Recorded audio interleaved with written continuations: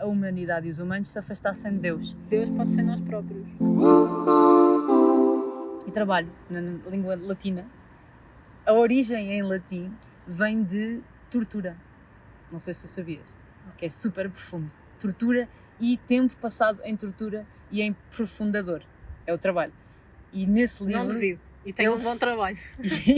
E nesse livro ele fala como isso aconteceu, ou está na Bíblia, que isso iria acontecer quando a humanidade e os humanos se afastassem de Deus. E Deus pode ser nós próprios. É isso mesmo.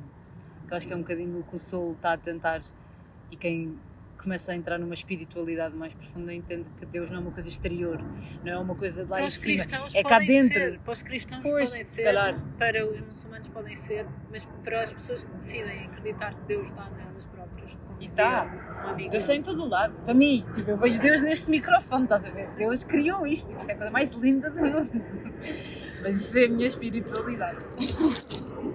Se nós nos focássemos a trabalhar para nós próprios, para a nossa felicidade, imagina que tu tinhas todo o tempo do mundo para conhecer as pessoas que tu quisesse conhecer. Vou ter estas conversas o dia todo. Era o que eu mais gostava. Houve uma fase na minha vida em que eu achava que ia ser jornalista. A sério? Sim. Então, you resonate deeply com o Corujas? Sim. Ok. Porque... Mas não vais a tempo. Não. Ninguém te diz que não podes ser jornalista. Não, ninguém me diz que eu posso não ser jornalista. Mas sabes quanto é que ganha um jornalista em Portugal? Pergunta. Mas eu acho que esse é o problema, que tu vais logo para esse Não, pensamento. claro que vou. Claro que Então vou, porquê que não fazes uma cena como eu no YouTube? porque eu digo isto. Eu não faço uma coisa no YouTube porque não tenho meios. E para ter meios eu preciso trabalhar. E para ter meios eu preciso de juntar. E se eu não tenho um trabalho que me permite juntar e só me permite sobreviver, por mais incrível que eu seja, não vai dar. Por mais pessoas... Eu acho que tu com essa mentalidade já estás a sabotar. Estou a sabotar, mas Estás a sabotar a realidade. Imagina, eu vou dizer, esta série é tudo feito com 0 euros. Eu tenho estado mesmo em 0. É possível ser 0 euros. Não tenho nada, juro-te. Foram-te dadas as máquinas. Tudo.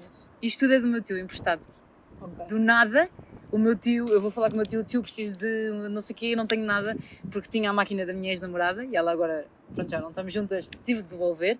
E o meu tio ofereceu-me isto tudo, tipo, emprestou.